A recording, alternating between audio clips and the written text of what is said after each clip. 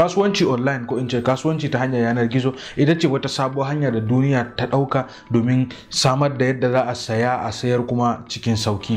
Wannan dalilin yasa muka ga ya kamata mu kawo muku wannan bidiyo domin ya muku bayani akan yadda za a saya abu online, ko kuma idan har kana da wani abin sayarwa ita ma za mu yi bidiyo akai yadda za ka sayar da ita online. Idan har ya kama website ne ko kuma yanar gizo ne, social media ko Facebook ko wani abu makamanci haka, duka za mu yi bayani a wancan bidiyo. Wannan bidiyo za mu yi magana akan yadda idan kana bukatan abu za ka saye shi kuma a duk wata shafi a duniya da kake son ka saye shi, daga nan kasa Najeriya har website da za ka sayi abu da kasashen waje, kuma da yadda za a kawo maka da kuma yadda za ka biya su kuɗin su har kayan ka iso gurinka.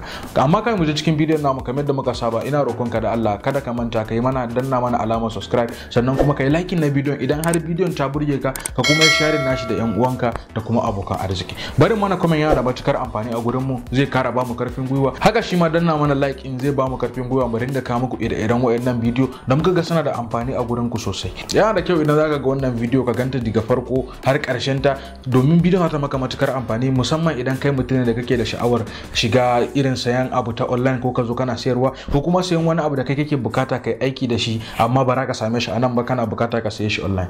Ba tare da bata lokaci ba, bari mu je cikin bidiyon namu kai shi. Da fari tambayar anan shine menene kasuwanci online? Kasuwanci online ya ɗaya daga cikin ingantattun hanyoyin kasuwanci idan har waɗanda za ka yi kasuwancin da su ko za ka siya abu a gurin sun ingantattun kamfani ne. Akwai kamfanoni da dama da suke harkan saya da sayarwa online, waɗanda kuma suna da gaskiya. Za ka siya abu a gurin su, ka tura musu kuɗi su tura maka kayanka ba tare da sun ɓata ma lokaci ko kuɗin ka ya maka lekon abu makamanci haka ba. Fari idan za ka siya abu online sai ka bi ka duba ina za ka samu abin da za ka siya. Akwai website da yawa da suke kasuwanci online wanda suke sayar da abubuwa da kake bukata wanda zaka saya ko kake neman zaka saya. Na fara da zaka fara dubawa a nan shine ita kanta abin da kake so ka saya. Idan ka je ka samu yanzu abin da kake so ka saya a wannan website din, sannan ka je wani website din shi ma ka duba abin da kake so ka saya, duka ka samu akwai abu na fara da zaka fara duba, sai ka duba wayannan website din daga ina suke, wannan waye yake da website din, wannan waye yake da website din, shin kamfanin ingantattun kamfani zaka iya sayan abu a gurin su. Idan har sun inganta zaka iya sayan abu a gurin su, sai ka je ka ci gaba ka iso hanyar da zaka biya ka sayi wannan abu. So amma kamin nan shi ma ka je ka biya kuɗi ka sayi wannan abu, ya kamata ka sake yin bincike akan ya kuɗin wannan abu, nawa ake sayar da ita a nan, sannan nawa ake sayar da ita a can, kuma nawa za a kawo maka kayanka a nan kasar da kake ko wata kasa da kake, ko kuma idan free shipping ne, shin waɗanda suka saya kayan ka je ka duba inda karkashin inda ka saya kayan zaka samu akwai inda ake bari guri na description. Duk wani wanda ya saya kaya a wata website a kasan zaka samu akwai watakila wani yayi reviewing a description ko a kasan kayan. Yanzu idan ka kalla ko agogo ne kana so ka saya, a kasan agogo zaka iya zuwa ka samu waɗanda suka saya abun sannan suka yi reviewing nashi, shin ingantaccen abu ne wanda ya kamata ka saya, ko kuma su da suka saya abun ya zo gurin su za su gaya maka wannan abun yana zuwa mai kyau ba matsala, ko kuma wani zai iya ma ya saya abin taki zuwa, zai ce maka ya saya taki zuwa ko kuma wani abu makamanci haka. Duka zaka iya samu a karkashin description din. So duba description yana da matukar amfani, ba iya a YouTube ba har a gurin sayan abu online zaka iya duba description domin zai taimaka maka gurin kasan abin da kake so ka saya yana da inganci ko bai da shi, wayanda suka saya sun same shi da kyau ko ba same shi da kyau ba. So abu na biyu anan da zaka yi shine sai ka dudduba website da zaka dudduba abin da yake so ka saya suna da yawa. Daga manya daga cikin wayannan website din akwai Amazon, sannan kuma akwai Aliexpress, akwai Alibaba, wayanda can suke kasa ishi kaman Aliexpress da Alibaba China ne, sannan kuma shi Amazon kasa Amurka ne. Sannan suna da yawa wayansu, akwai wayanda nan muka fi sani ta gefen Najeriya muke yawan ganin su ko a talla a cikin YouTube da wasu abu makamanci haka, irin su Jumia, Konga, duka wayannan a nan kasa Najeriya suke da su. So duka wayannan website din da na yi magana akai zan bar muku link nasu a kasan wannan bidiyo. Duk wanda yake son sai wani abu zai iya zuwa ya duba a karkashin wannan bidiyo, in zai samu a description zan bar masa link na kowane website da sunanta a kasan wannan bidiyo. Daga cikin wayannan website din akwai wayanda ake samun abu sabo, sannan akwai wayanda ake samun abu na wanda ba sabo ba. Misali yanzu kana so ka sayi computer ce, daga cikin su akwai website da zaka na samu sabbin computer, akwai wayanda kuma zaka na samun second hand computer har ma da sabon a gurin su. Wayanda zaka na iya samun abu soffi a gurin su, mana second hand, irin su sune irin a Nigeria akwai GG, sannan kuma a kasar waje akwai eBay ita kasar Amurka, amma zaka iya sayan abu za a kawo maka har duk inda kake eBay, sannan kuma a Nigeria akwai Jiji, akwai kuma shopinverse.com. Shopinverse kuma wata website ne da yawanci suke harka da abin da ya shafi computer da watakila wayoyi da suke sayarwa. Duk kayansa a gurin yawanci second hand ne. Haka su ma Jiji suna da sabon abu amma bai da yawa. So duka wayannan website din duka zaka iya sayayya a cikin su, kuma za a iya kawo maka abin da ka saya har garin da kake. Abu na gaba shine anan ya za a yi ka sayi kaya. A duk lokacin da ka dauki wani abu ko kuma kana cikin tafiya a cikin website nasu, kana bincike kana neman wani abu sai kuma still ka zo ka ga wani abin da kake bukata ka saye shi, duk da ba shi ka zo nema ba, akwai hanya da zaka iya ajiye shi domin ka saye shi. Akwai abin da ake kira cart a kowane website. Duk wani website da ake sayar da abu akwai abin da ake kiran shi cart. Shi cart abu ɗaya ne da kamar yanzu ka shiga babban shago, irin kwandunan da ake bayarwa na turawa ko kuma wanda zaka rike a hannu, su duka irin wannan za aka baka a shagunan can. So haka su ma online din zaka iya ajiye abu a wannan irin kwandon, duk lokacin da ka tashi zuwa ka zo ka biya wannan abu idan har shagon da suke sayarwan bai kare ba. Kamar yadda muka sani su wayannan website din da suke sayar da abubuwa ba wai kayan ne gaba ɗaya nasu ba, a'a kayan ba duka ne nasu ba. Yawancin kayan shine irin ina da shago, kana da shago, ni kuma ina da website. So kai sai ka kawo kayanka in maka talla, kai ma ka kawo kayanka in maka talla. Idan kuma aka sayi kayan, zan zo ne in baka kuɗi in ɗauki kayan a shagonka in tura ma wadda ya sayi wannan kaya. So haka ake wannan kasuwanci din. Dukansu mutane ne uku da suke ribatuwa, ko in ce dukansu mutum biyu ne da suke ribatuwa. Kai kana da kaya, ni kuma ina da hanyar sayar maka da kaya. Ka kawo kayanka in ci riba akai in sayar, sannan kai kuma in an sayi kayan in ɗauki kuɗinka in kai ma in karbi kayanka. Haka ake wannan kasuwanci din. So kai ma zaka iya ajiye wannan abu a card naka, a duk lokacin da ka tashi biya sai ka zo kawai ka ɗauka ka biya. Idan har duka kake so ka biya su a take sai ka biya su. Idan kuma abu ɗaya kake bukatan ka zo ka biya, zaka iya ɗaukan abu ɗayan shi ma ka je ka biya shi. Akwai abubuwan da ya kamata mu kula idan har ka zo sayan abu online. Abu na fari shine abin da kake so ka saya. Abin da zaka yi a fari shine idan har ka shiga website, ko wace website ce ake sayar da abu, ka je kai searching na abin da kake nema.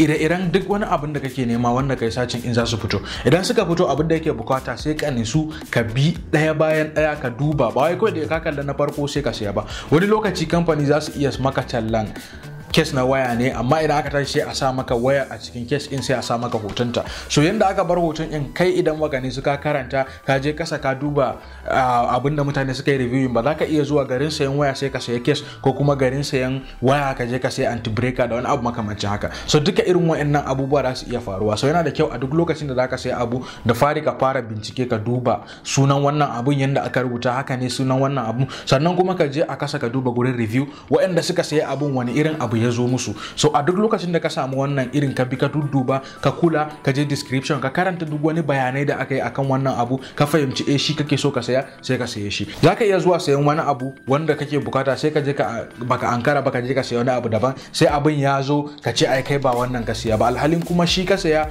ba wai rikici suka maka ba. Abin da kace kake so shi suka baka. Kuskuren daga gurin ka ne da ka zo gurin saya baka saya ka duba abin da kake bukata ba.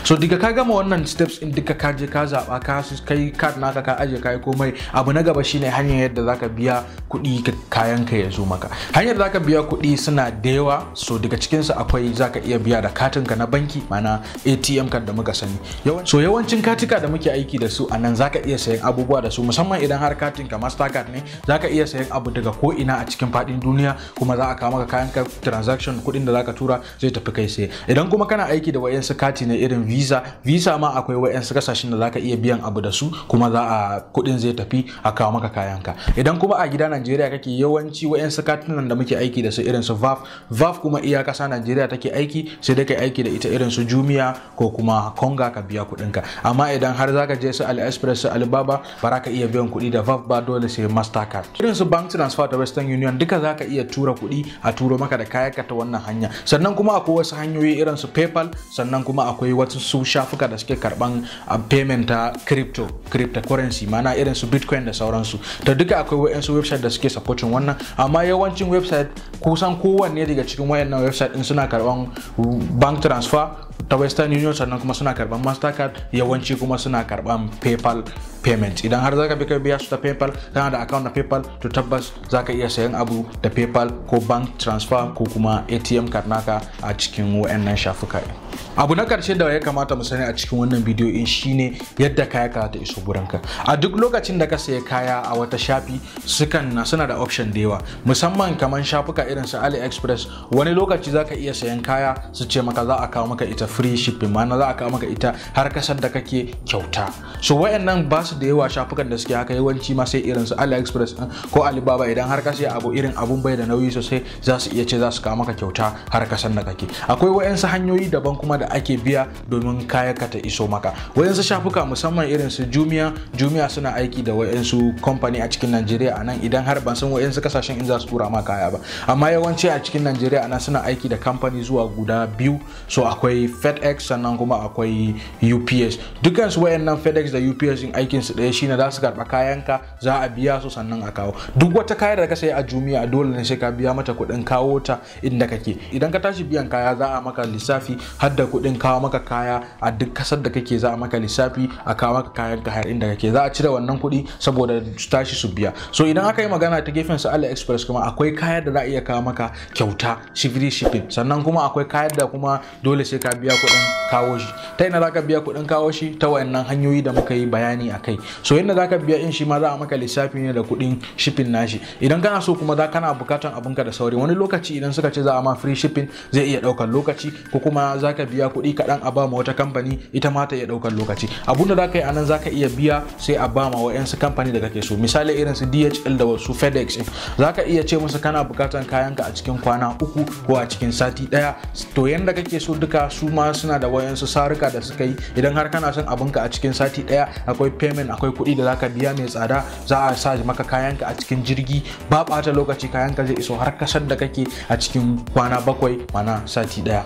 So haka duk sauran shafuka in yawanci suke, su ma akwai yanda zaka biya ka zaɓa a kawo maka abinka da wuri, akwai kuma yadda kawai dole ne akwai wani abin da kuma in ka sayi dole ne sai dai ka yi hakuri babu shi. Misali shi Jumia yanzu anan zaka iya sayan wata abu babu zai basu da ita anan a Lagos, dole sai sun tura ta kasar waje an ɗauko ta daga China ko wani abu makamancin haka. So za a sa maka abinka a hanya ya so, hakan ne yasa yake ɗaukar lokaci. Wani lokaci zaka iya sayan abu amma abun ba da iso inda kake ba sai bayan wata kuma fiye da haka. So duka wayannan matsalolin suna faruwa ne saboda dalilin nisan kaya. Su yanzu Jumia a nan ba su da kaya a kasa, amma suna da irin kayan a office nasu ko a shagon da suke aiki da su a can kasar China. To za su ɗauki hoton kayan su saka shi a cikin website nasu, duk lokacin da kake bukata in ka biya kuɗi su kuma su tura ma wa'ancan kuɗin su, sannan an so maka kaya a sa maka kaya a hanya. Wayannan kaɗan kenan daga cikin hanyoyin da za a iya kawo maka kaya ka daga kasan waje zuwa kasar da kake a Afirka ko ma ba Afirka kake ba, ko ma daga ina ne idan ka sayi abu za a iya turo maka kayanka a ta ko ina. Akwai wayanda su aikin su kawai shipping na kaya ne,